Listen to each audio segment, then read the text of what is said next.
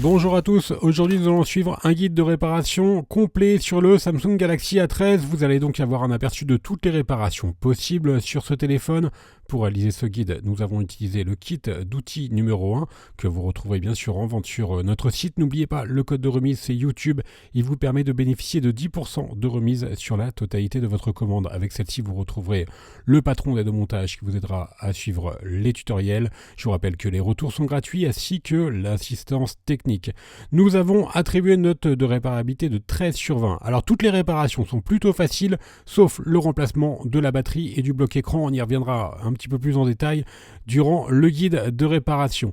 Avant de commencer une réparation, n'oubliez pas bien sûr d'éteindre votre téléphone et de retirer le rack des cartes SIM et micro SD.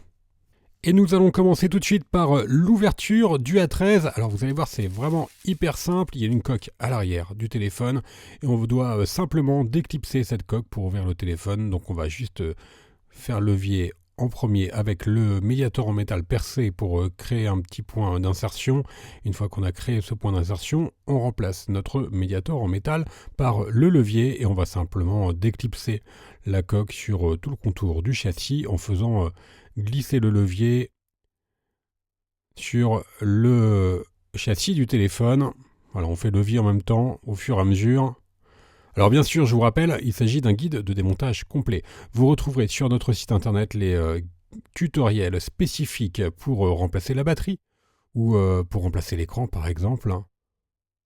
Donc vous pouvez suivre ce guide si vous voulez changer d'autres pièces, par exemple le connecteur de charge ou encore les caméras et les boutons latéraux également. Alors faites attention, la coque arrière elle est toujours connectée au téléphone, donc on ouvre le téléphone de la droite vers la gauche et elle est connectée avec le lecteur d'empreinte digitale. Et l'on va dans la deuxième étape déconnecter notre lecteur d'empreinte digitale et la batterie. Alors pour cela, on va commencer par retirer les deux vis qui maintiennent les lentilles arrière. Donc là, c'est un élément qui est très facile à changer. Les lentilles, c'est également un élément qui casse assez souvent. Donc c'est plutôt un bon point pour la réparation du téléphone.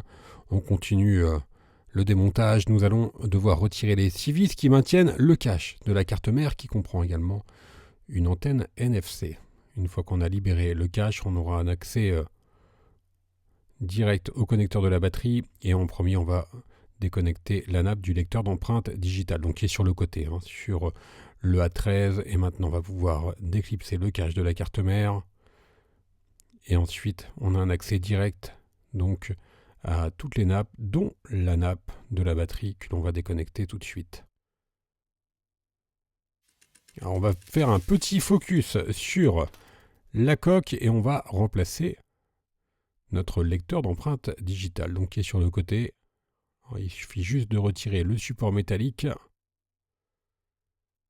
Et ensuite, on va pouvoir retirer simplement le lecteur d'empreinte digitale qui fait également office de bouton power. Alors, je vous avais parlé de la batterie dans l'introduction et celle-ci, vous allez voir, elle est assez difficile à décoller.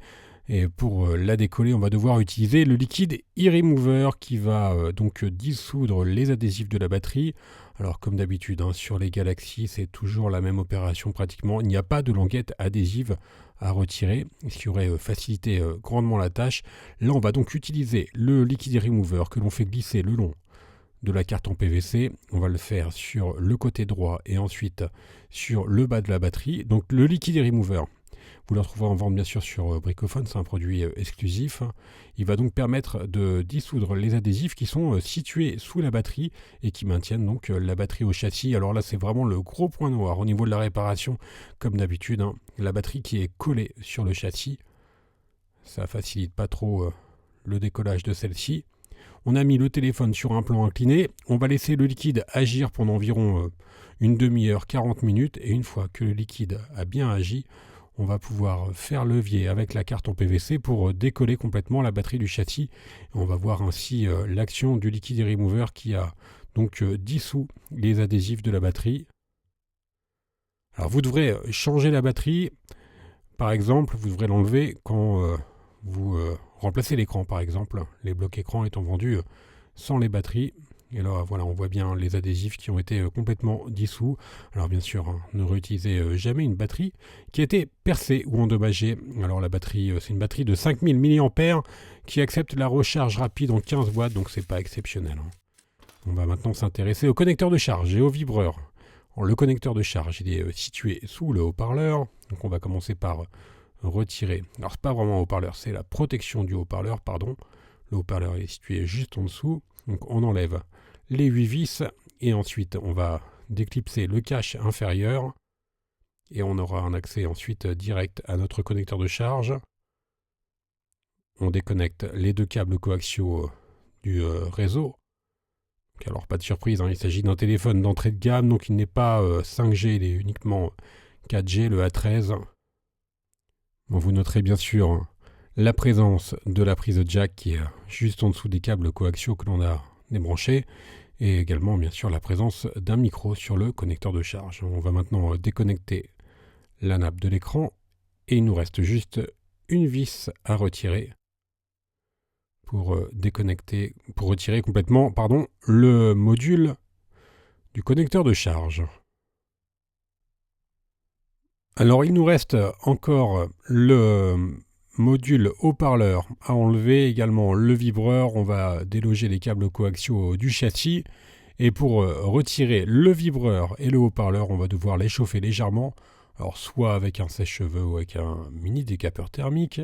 Et ensuite on fait levier donc pour retirer les vibreurs et le haut-parleur. Donc les vibreurs et les haut-parleurs sont quasiment identiques hein, sur tous les Galaxy en série A. Alors maintenant on va pouvoir retirer la carte mère. Pour cela, on retire la vis qui est tout en haut.